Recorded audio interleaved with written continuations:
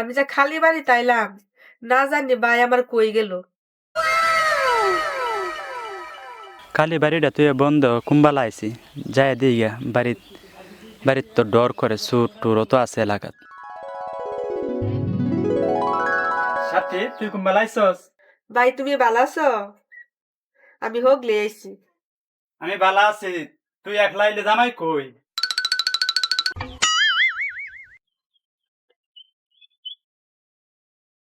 এখন তুই যে সময় আইলে আমার একটা ফোনও দিলি না, তুই আইসস বাড়িতে, আমি আয়া দিই, তুই কালি বাড়িতে বই রইছস।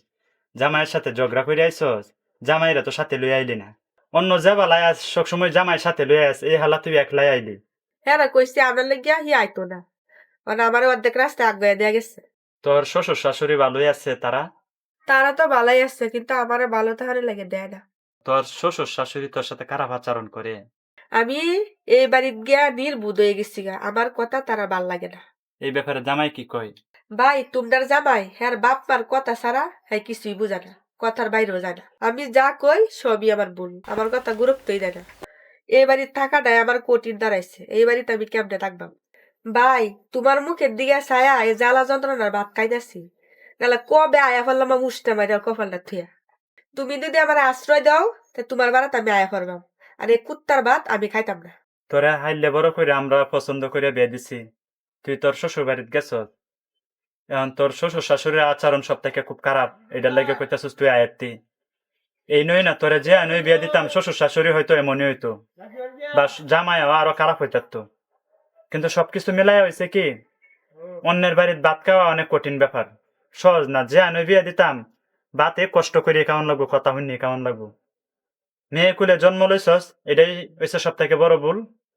এখন ভাত শ্বশুর বাড়িতে খাইতে হইলে অগ্নি পরীক্ষার মধ্যে টিককে ভাত কেমন লাগবো। সীতারে যখন তার শ্বশুর গোষ্ঠীর সীতারে কইছে অসতী, তখন সীতা কইছেন আমার অগ্নি পরীক্ষা দেন, আমি যদি অগ্নি পরীক্ষা টিহি তাহলে আমি সতী। এখনো তো তোর অগ্নি পরীক্ষা তো তুলছে না। অগ্নি পরীক্ষা যেদিন তুলবো এদিন এই কথা আমারে কইস যে আমি তো এই টিকছি না ভাই, এই অগ্নি পরীক্ষার মধ্যে আমি টিকছি না। তোরে তো এখনো অগ্নি পরীক্ষা তুলছে না। আমি তোরে কই কি তুই কষ্ট করে ভাত খা, হেনে থাক।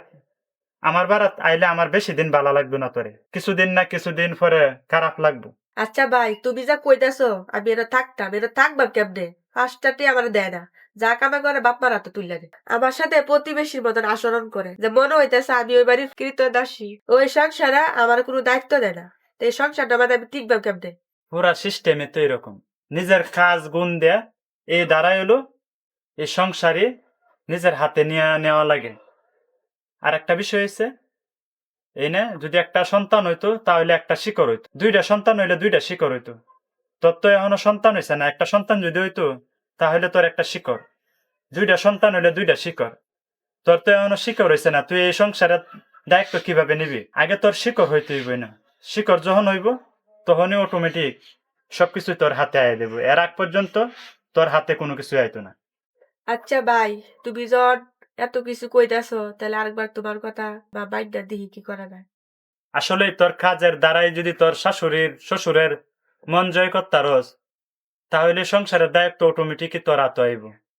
যতদিন বড় নিঃসন্তান থাকবে ততদিন তোর কোনো শক্তি নাই, কৃতদাসীর মতোই থাকতে হইব।